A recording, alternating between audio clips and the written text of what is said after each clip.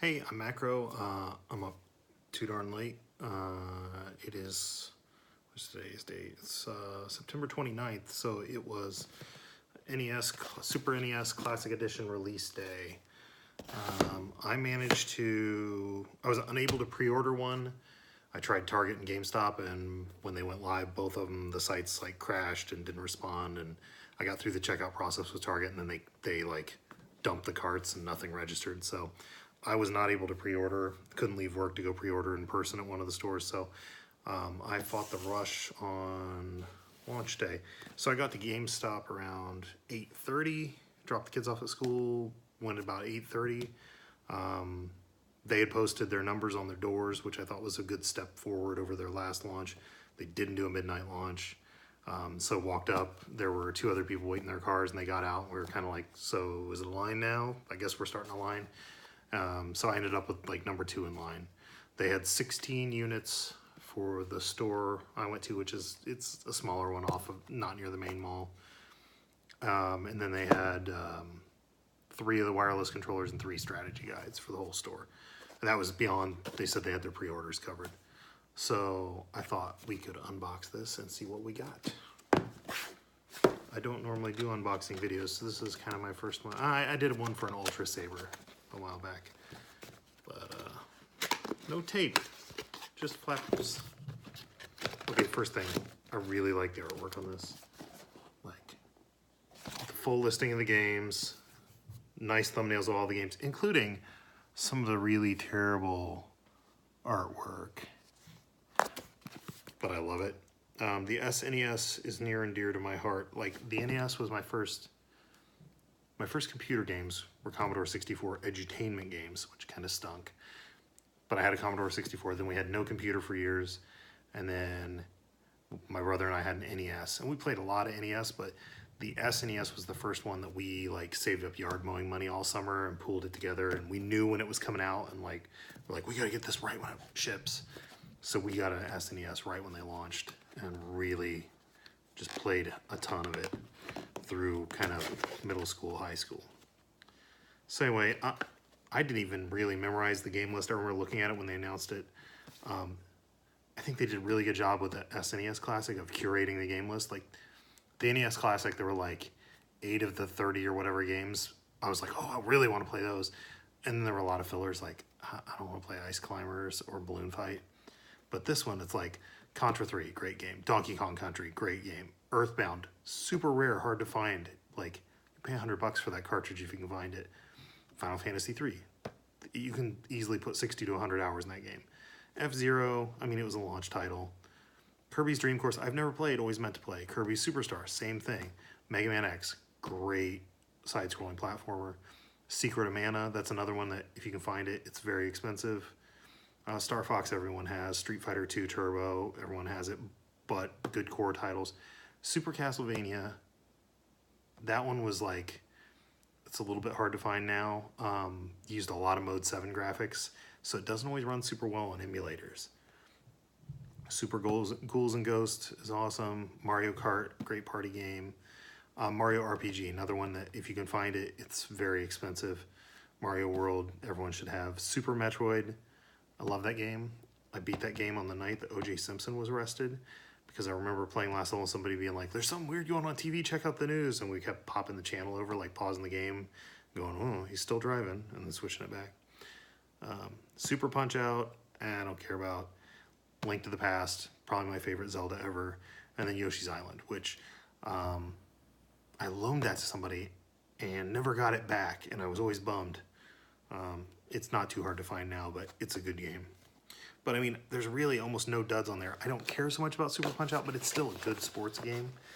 I just think it's a great lineup, so let's see what we got. Da, da, da, da. All right, we got a book.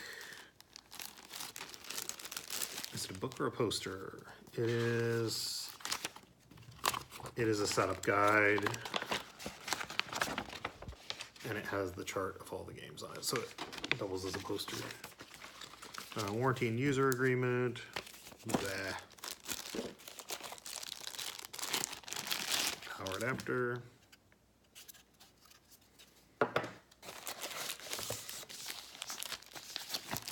controller.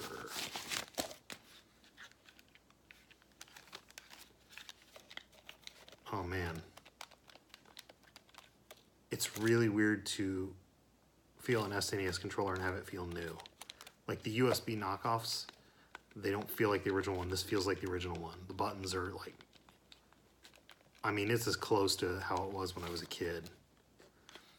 There's a little bit of a texture of the plastic I don't remember. I remember ours being really smooth, but maybe that's just because they were worn down forever. But the buttons feel right, the bumpers especially. Like this is the thing the USB pads get wrong. That and the D-pad on the USB ones is, this is like kind of a soft feel plastic, and the $10 ones you find on Amazon are like really rigid and they kind of chew on your thumb. I've heard people say the cord is better on this one than the SNES or the NES Classic, the Mini Classic. But people are still like, it's not long enough. So I can go from there to here. So on my ping pong table I'm sitting at, it goes from the net to the edge of the table. I believe it's 4.5 feet. I think the original one only had like a 3-foot cord. Another controller, but I'm not gonna unwrap it right now. Here we are. So, I got a weird flap here. Oh my gosh, it's a little baby. I mean, I saw pictures of how small it is, but it's really small. That's adorable. Hold on, I will be right back. I have to compare something for you.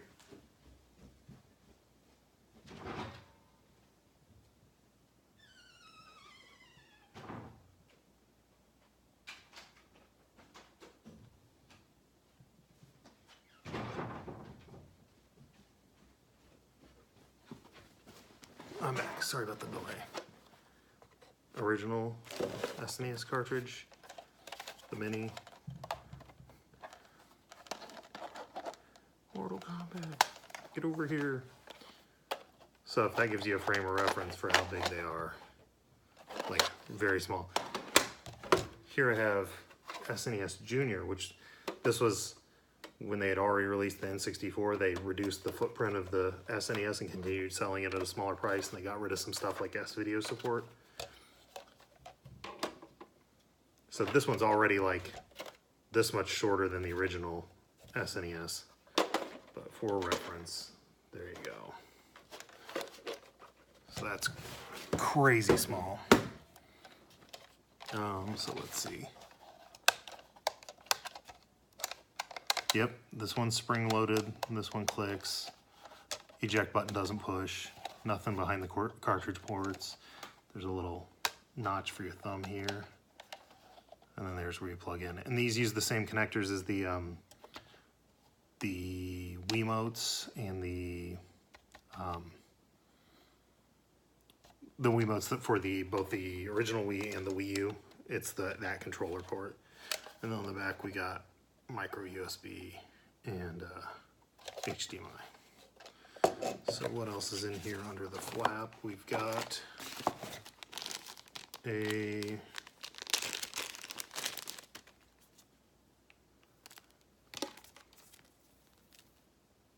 pretty average USB cable. The connectors are kind of rounded, so I guess that's nice. It's pretty rigid. It's not one of the like flat wound ones.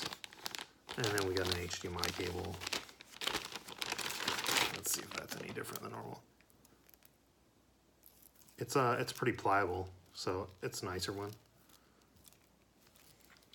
I don't know that there's anything super remarkable about it. It doesn't feel like the worst like monoprice cable. All right, so a couple other things. This was the wireless controller they had at GameStop, and I was like, well, I'll give it a try, and if it's really terrible, I'll see if I can return it. So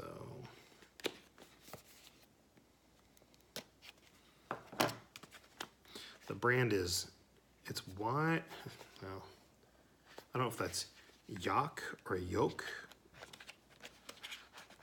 I've never heard of them before, so I think it's something that GameStop just contracted out, like a house brand.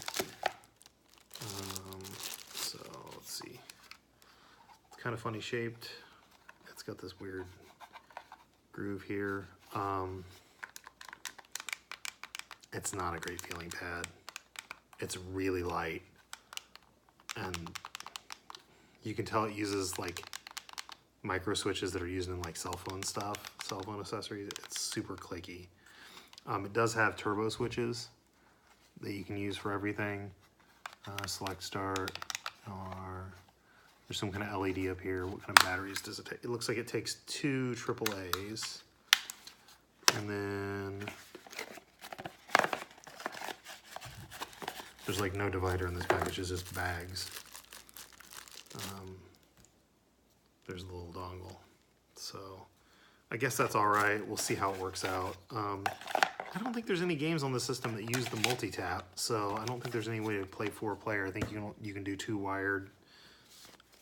Well, yeah, there's only 2 ports, so you're either using that dongle or you're using the hardwired connection. I went ahead and ordered a couple of the surplus NES Classic Edition extension cables off of Amazon for my controllers in case they weren't long enough. Okay, last thing we got, the strategy guide. They got 3 of these in the whole store. 2 of them were hardcover and this one was paperback. I was like, paperback's fine, it's cheaper. What I found interesting is there's a $9.99 value e-guide with speedrun videos that you can download. Like, it's like an app that goes along with this, which is, I don't know, kind of clever. I mean, they know the internet's stealing their lunch money on these guidebooks because everyone just goes to GameFAQs. But there's something to be said for print. When I got the Nintendo Switch and Zelda, I knew my daughter was going to want to play. And we kind of monitor, you know, her internet usage and stuff. And I get nervous just letting a kid like go out on GameFAQs and look at whatever, because, you know, some of them are not kid appropriate. And if you just like Google a dungeon in Zelda or whatever, you'll find maybe a YouTube video. I just have concerns like, what if she gets on some channel where the guy's swearing every other word or making inappropriate jokes, or what if she reads the comments? Don't ever read the comments on a gaming site.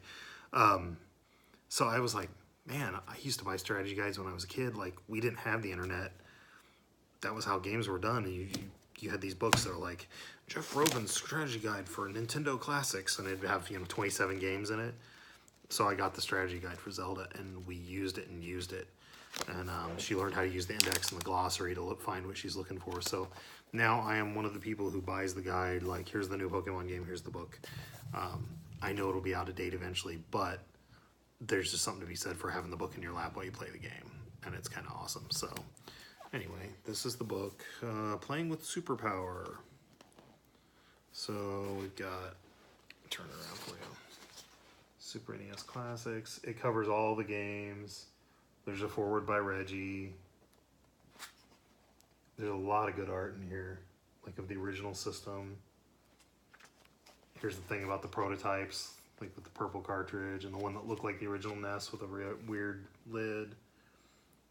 Q&As on it. There's like a history of weird peripherals and the handhelds, and so then it goes into each game. And there's strategy and level guides, and like F-Zero, there's an article on brake tapping. There's the Hyrule map. It's got kind of a matte finish instead of glossy. That's different. It feels more like an art book. All the race car drivers from Mario Kart with their strengths and weaknesses. The Bowser Castle race map. I like it. I think this is gonna be handy. Plus, I've had my daughter play some of these games like on emulators, or I own cartridges and I own old decks. But man, the ability to just plug this into HDMI and go and not have to worry about cleaning cartridges and dude, mother brain, big mother brain. Poor baby Metroid. There's the Metroid timeline, which is becoming an increasingly muddled mess. Super Punch-Out guide. Yeah, so basically everything's in here. Looks like some of them, it's not a full like walkthrough strategy guide. It's like it's a handful of maps and then some like history on the game and some hints and tips of like how to play it better.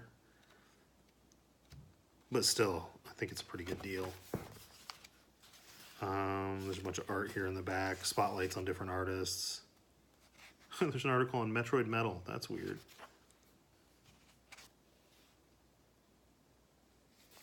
Zoki 64. All in all, I'm pretty impressed with the whole package, and I'm looking forward to firing it up and playing some games. So that's it for tonight. I'm going to hook this thing up and then I'm going to go to bed. So good night, and thank you for watching.